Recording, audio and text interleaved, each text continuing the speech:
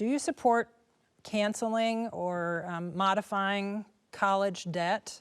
And if so, what do you say to people who didn't go to college or who paid off their loans already? Well, higher education in this country right now is in a lot of hurt. We've got a lot of our kids right now. I mean, I was a first-generation college grad. A lot of kids in Iowa were still have about 20 to 30,000 left of student loan debt. I know what that's like. I also know, my dad didn't go to college. He busted his tail every single day trying to put us there. And so this is something that has needed to be dealt with. I think if we do anything when it comes to relief, it should be targeted. I mean, you should not be giving anything to anybody who's making over, $100,000 a year. I mean, that's just not how anything like this should work. But the thing that I've always worked on when it came to student loan debt relief in the first place was how do you actually make sure if there is any relief that you're giving an impact back to your community. And so we should be looking at things, and this is what I worked on in the State House and in Congress. I mean, possibly looking at where we've seen a loss in population over the years, and is there ways for the federal government to even work with cities and counties to incentivize people to live there and also work in the professions where they're needed as well.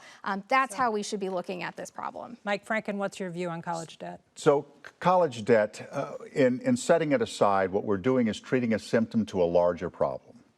When I went to school, working in the hog slaughterhouse could pay for a summer in the slaughterhouse could pay for an entire year at school. Wage scale is not that way. The state doesn't help out in education like it used to.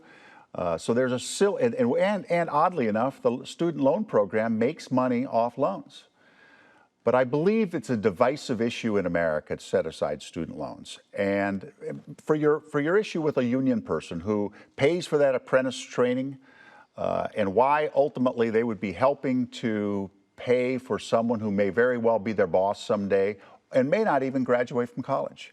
The logistics associated with this, that somebody who graduated 2 years ago, do we recompensate them?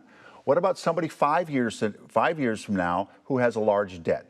Is this an ongoing thing? And if we constantly wipe out college debt, what do you think the cost of college is going to do? Glenn Hurst?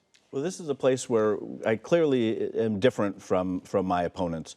I absolutely support repayment of student loans. I support paying back people who paid off their loans, and there should be no cap, as was referenced, on who should have that loan paid back.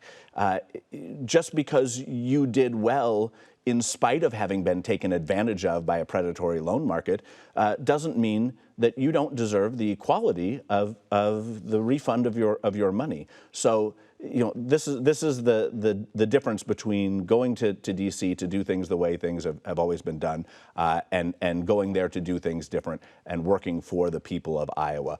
I firmly believe that there's no reason to not pay that debt back, and we really need to be looking even farther forward to what are we going to do with community college schooling. That should be free. So should trade schools.